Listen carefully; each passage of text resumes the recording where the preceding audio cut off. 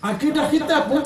Akidah kita buku merah, buku hijau, dasar ekonomi baru, pandang ke timur, kepimpinan melalui teladan, wawasan 2020, satu Malaysia, pencapaian diutamakan, rakyat didahulukan, bini tidak dilupakan.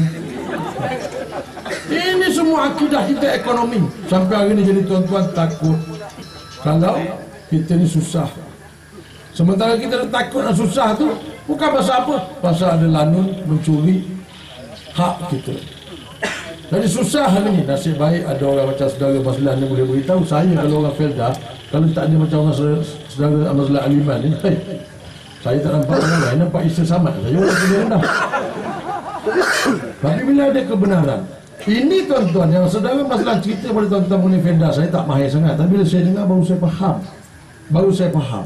Itu bagaimana manusia nak menipu orang dengan kita yang ketiadaan ilmu mengenai bagaimana orang berniaga. Cuba bayangkan bagaimana pula Yahudi dan Iblis menipu kita dengan kita ketiadaan ilmu daripada Al-Quran dan Sunnah Rasul. Macam mana? Nabi beritahu, laqad taraktu fikum amrayni lan tadillu ma in tamassaktum bihima. Telah aku tinggalkan pada kamu dua perkara dan kamu tidak akan sesat lagi kamu berpegang kepada keduanya. Kitab Allah wa sunnat Rasul, kitab Allah dan sunnah Rasul. Kita tak ada baca Quran, kita tak tahu apa lah Quran, macam-macam orang boleh tipu kita. Bila kita tak ada ilmu tentang perniagaan, macam-macam orang pelajar boleh tipu. Sama. Bila kita hidup hari ini, kita tak baca Quran, tak ada ilmu Al-Quran. Bila orang datang nak jalankan hukum hudud, orang lain kata tak boleh. Hukum hudud ni saya tahu dia hukum Tuhan. Saya tahu dia hukum Tuhan, tapi kita nak menjalankan hukum hudud setelah saya ini dalam Malaysia, realitinya masih belum mengizinkan. Kalau kita tanya pada ulama pun, ulama akan berkata bahawa realitinya masih belum mengizinkan. Tuan-tuan buka YouTube, baca bab tu, hudud. Najib pakai baju minggu depan, Zamri Kadir, Menteri Besar Perak belakang, cakap. Saya cakap, dia cakap Najib tu. Maksud dia apa? Maksud dia tak boleh nak jalan hukum hudud kerana realiti tidak, realitinya masih belum begitu. Maksud dia tak boleh nak jalan ke hukum Islam di negara ini kerana keseluruhannya masih belum Islam. Nampak sangat dia tak reti. Nampak sangat dia tak tahu. Tapi cara bercakap macam dia tahu. Tuan-tuan tengok alam tu ada lagi hudud PAS. Oh bukan main pelakon tambahan tu yang biasa berlakon dengan saya. Dia orang kalau sekali datang berlakon sampai saya tak pernah bercakap dengan dia orang. Ada 4-5 orang tu yang biasa pernah berlakon dengan saya. Tapi dia sekali datang RM30 berlakon, RM50. Jadi dapat peluang-peluang macam tu. Kena pula penaja yang buat drama tu Nohoma, menteri yang suka bagi subsidi pada orang betul-betul tu, menteri padi tu, menteri lembu tu. Yalah pertanian, bukan saya kata dia lembu, dia beri orang lembu, benih lembu semua daripada dia lah. Lembu, kambing, padi semua normal lah.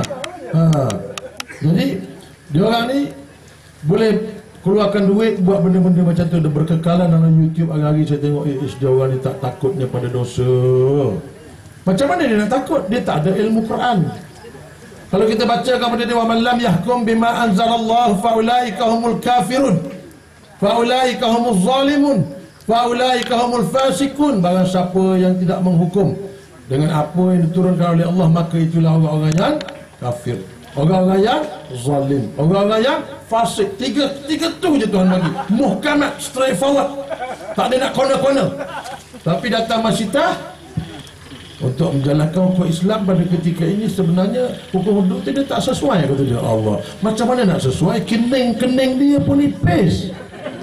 Kening Masyidah tu sendiri nipis, memang tak sesuai lah dengan dia.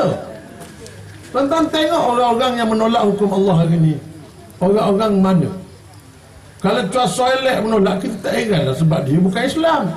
Ni yang menolak adalah orang-orang Islam, orang-orang yang menjadi tuan pada negara ini selama 54 tahun, orang-orang yang telah merosakkan akidah orang Melayu Islam. Sedangkan kita semua ni paling senang dapat Islam, senang sangat.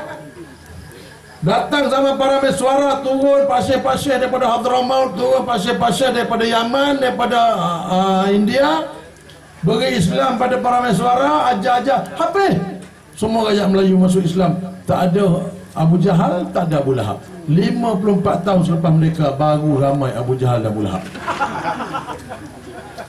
Nabi dulu nak mengembangkan Islam berdepan dengan Abu Jahal, Abu Lahab dulu. Kita dapat kita tak bersyukur pada Islam dan beri pada kita. Jadi bila kita tak bersyukur pada Islam, itu yang kadang-kadang tu apa jadi pada hari ini sebenarnya dilakukan oleh orang Melayu Islam sendiri.